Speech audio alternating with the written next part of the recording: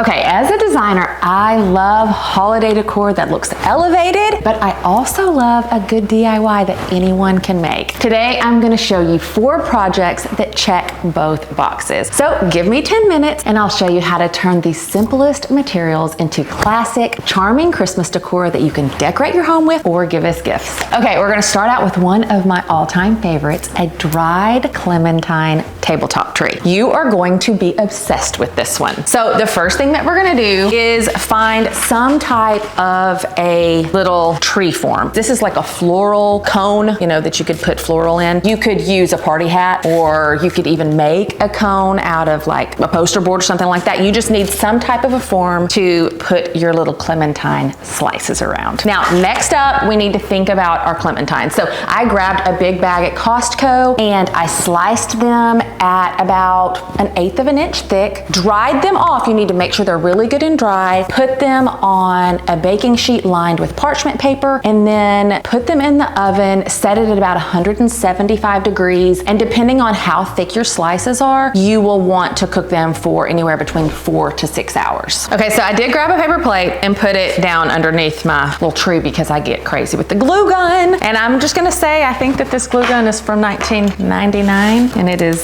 giving me lots of great years of crafting. Okay, so I went ahead and started with a single ring around the bottom of my little form. And then I'm just gonna keep adding. So just put a couple of dots of hot glue on your slices and then just build it up. We're just gonna build it all the way up. You kind of have to hold it a little bit. And I did leave the plastic on the foam form because I felt like, well, if the hot glue gets on, it'll pull off pretty easily. So we're just gonna keep doing that and layering it all the way around. You'll notice, like, as I add one on, you're just gonna put, layer it on top of the slice that it's next to. That way, it's gonna be attached to the bottom pieces and then also to the one next to it.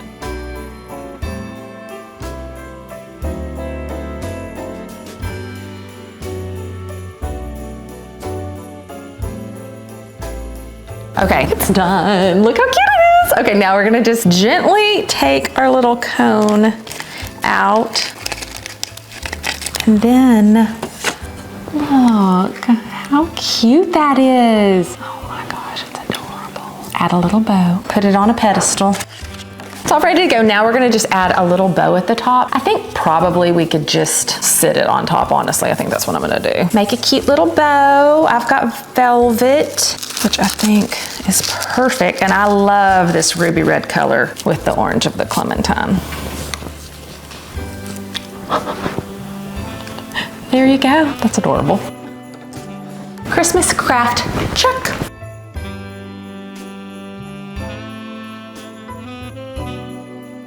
Okay, now that we have our clementine little tabletop tree done, up next is our framed vintage Christmas cards. And I love this one and it's so easy. So this DIY was inspired by this framed vintage Christmas card that I got from my best friend's mom, I think in like 1999. And I've kept it and I put it out every year and I love it. And I love to collect vintage Christmas cards because I think they are so hilarious and nostalgic, and I love putting them on top of Christmas presents and displaying them. They're just funny, and a lot of times when you find them, they'll be signed by the original giver of the card. This one says Granny. Anyways, they're so cute. So I have a little collection of them, and anytime I spot them in an antique store or vintage store, I grab them. They're usually like $2. So that is what we're doing, and I just want to show you a really easy way to frame them and make them look absolutely gorgeous. So the first thing is that we're going to start with an also antique frame. You don't have to have an antique frame, but I picked this one up at an estate sale and I love it. Grabbed some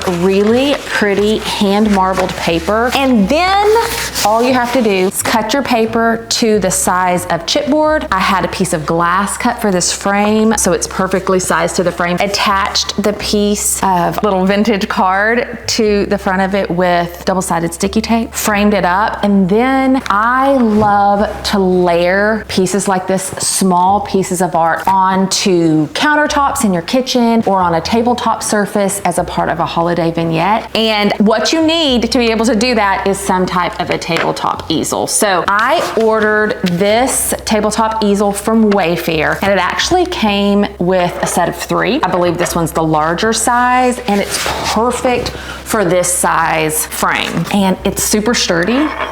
And see, I'll just add that to it, and I can just pop that piece of art anywhere in the house for the holidays. Now, I just have to say, Wayfair has been helping me win the holidays with these adorable art stands. And if y'all saw my video a few weeks back, I amped up the cozy factor in my house with a few new gorgeous chocolate brown lampshades, which honestly might be one of my very favorite decor additions that I've made to my house in a really, really long time. So if you're looking for a shortcut to a cozy, joy-filled December, Wayfair's got you. From decking the halls to hosting holiday gatherings, you're gonna find everything that you need to make the season bright, including a couple of adorable DIY decor and gift ideas.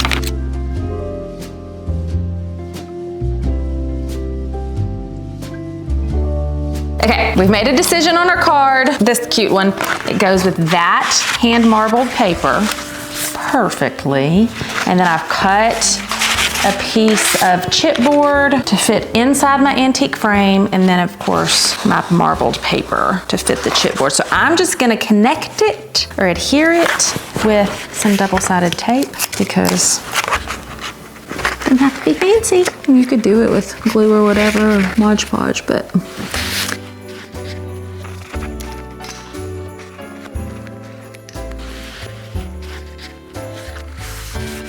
I love this. Okay, so the hand marbled paper, I got at a local art store, but you could totally order it online. I know that like art supply online stores like Dick Blick carry it. I'm sure other ones. If you have a local art store, I say support your local retailer and shop there. But if you don't, you could order it online.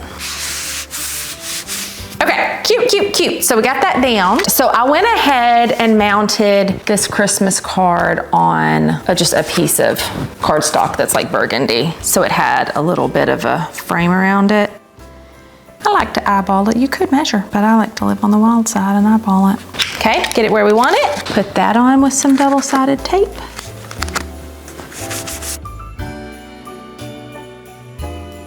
Okay.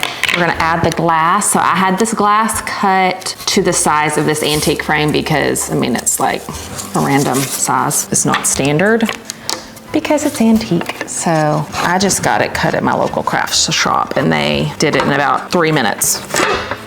So I've got my glass in there. This antique frame's a little bit bent. Okay, and then we're gonna add our piece of art to it. And then I'm gonna be honest, you could like permanently attach this, but I'm just gonna tape it in.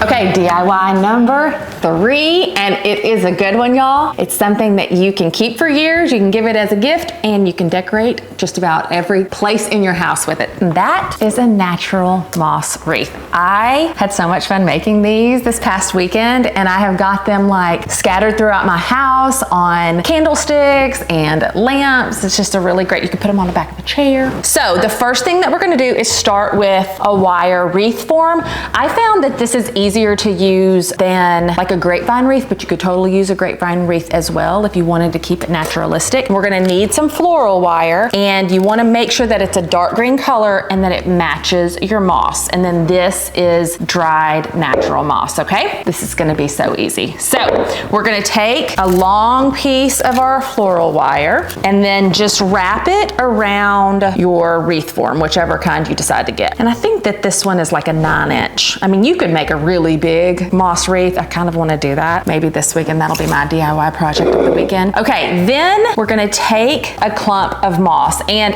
I like to put a clump on the front and on the back because I want my wreath to be two-sided just in case, like if it's on a candlestick, it's in the center of a room, I want the wreath to look pretty from both sides. A lot of times store-bought wreaths, I mean, they don't look pretty from both sides. So the beauty of making a handmade wreath is that you can make it pretty from both sides. So I've got that on there and I'm holding it with my hand, and then I'm just gonna wrap the floral wire around it to secure it to the wreath form. I kind of like it full. So you want to keep your moss pretty full. And look, do you see that? So we're just going to keep going all the way around it.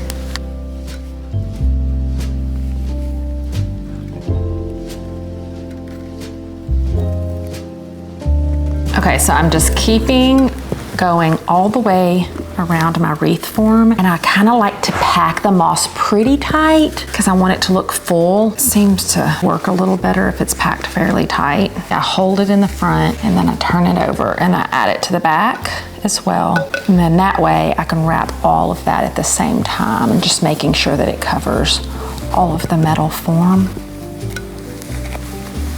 Okay, so we finished it off. The great thing about having the floral wire is you can just wrap it back around the metal wire frame, secure it down in there. The most adorable little moss wreath that you've ever seen. How cute will that be on a candlestick or the back of a chair? Also, the wire frame was probably, I think it was like $2. And I got a massive bag of moss for $9. So, and I think I made 3 of these little wreaths out of that bag of moss. So, cutie baby wreath. Our last little addition is gonna be to add some floral wire just to be able to hang it. I mean, you could hang it by a ribbon if you wanted to, but this is going on a candlestick, so I wanna be able to like easily attach it. So I've got the floral wire on there. And I left it kind of long, so I had some play. Then, of course, nothing is complete without a red ribbon. So I've got my red grosgrain ribbon that I'm just gonna tie a pretty little bow with. And I like to go around the wreath. I just think it makes it look so cute. And I like my ribbons a little floppy, so I leave them long. There it goes, look how cute that is. I'm just gonna add it to this. These are the candlesticks that I have on my mantle. This is the taller of the two, but now that I've got this floral wire, I can just wrap it. I want it about right there. Attach it to my... How cute is that? It looks so good, I love it.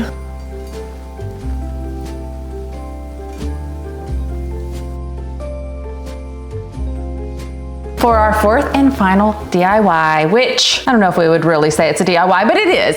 It's a gardening DIY. We are going to start our amaryllis and paperwhite bulbs. This is a tradition in my house. I absolutely love to have blooming amaryllis and paperwhites all throughout the holiday season. So I started these a few weeks ago. These are my paperwhites. And then today we're gonna do the amaryllis bulbs, which look, they're already shooting out. Now, I love to pot mine in either handmade bowls with really beautiful glazes or antique vessels. I just think it adds a lot of charm. And this is a great gift for the holiday season. You can take them as a hostess gift. You can give them as a Christmas gift. It's just really thoughtful and it's fun, especially if you put them in a really beautiful vessel. So I like to line my vessel with pebbles because it keeps the water kind of off of the bulbs, but it's also easy to see the water level. So I'm just gonna put these down in the bottom of this really cool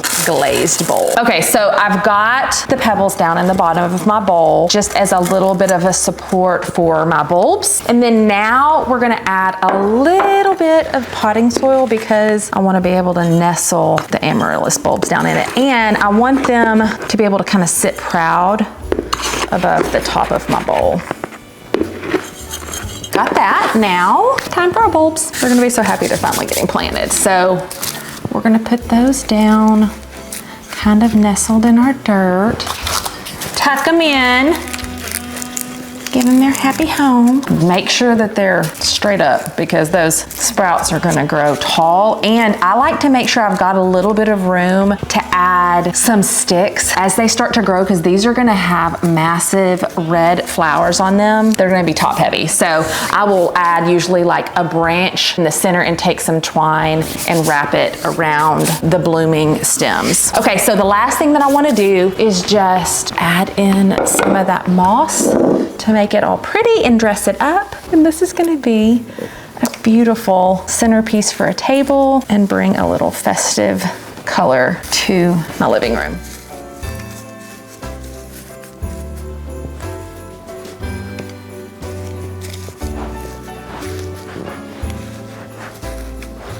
There they are.